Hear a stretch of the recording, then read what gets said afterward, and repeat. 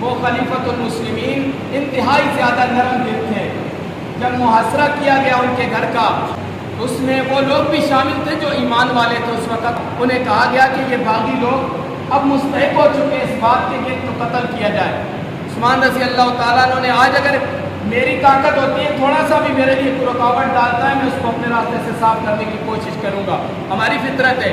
لیکن وہ خلیفۃ المسلمین فرماتے ہیں کہ میں مدینہ کی گلیوں میں جہاں نبی علیہ السلام کے قدم مبارک چلے ہیں میں مسلمانوں کا خون نہیں بہانا چاہتا۔ ان سے متوجہوں نے کہا کہ 3 وجہ سے اسلام میں قتل جائز ہے۔ شادی شدہ آدمی اگر زنا کرتا ہے تو اس کی سزا موت ہے۔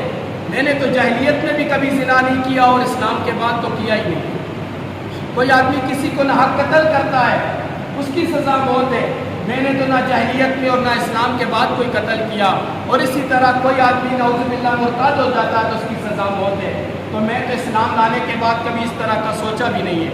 لیکن انہوں نے طاقت کے باوجود، اور ان کو مشورہ بھی دیا گیا کہ اب ان لوگوں کا قتل حلال ہو چکا ہے، یہ باغی ہے، لیکن عثمان رضی اللہ تعالیٰ عنہ نے فرمایا کہ میں مسلمانوں کا قتل نہیں چاہتا۔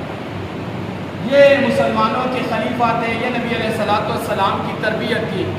آج ہم ان کے واقعات پڑھتے ہیں، ان سے عقیدت کا اظہار کرتے ہیں، یہ بڑی خوشی کی بات ہے۔ یہ ہمارے لیے رہنمائی، ہمارے وہ رہنما تھے، ہمارے لیے ماڈل اور نمونہ تھے، لیکن ہمیں ان کے نقش قدم پر چلنے کی ضرورت ہے۔ ہمیں اپنے کردار کو ان کی طرح بنانے کی ضرورت ہے۔ محض زبان سے تعریفیں کرنا کوئی فائدے کی بات نہیں ہے، بلکہ ہمارے اندر بھی اسی طرح تقویٰ آنا چاہیے، اسی طرح سخاوت آنی چاہیے، اسی طرح ہمارے اندر سچائی ہونی چاہیے، اسی طرح لوگوں کے ساتھ نرمی اور خیرخواہی ہونی چاہیے۔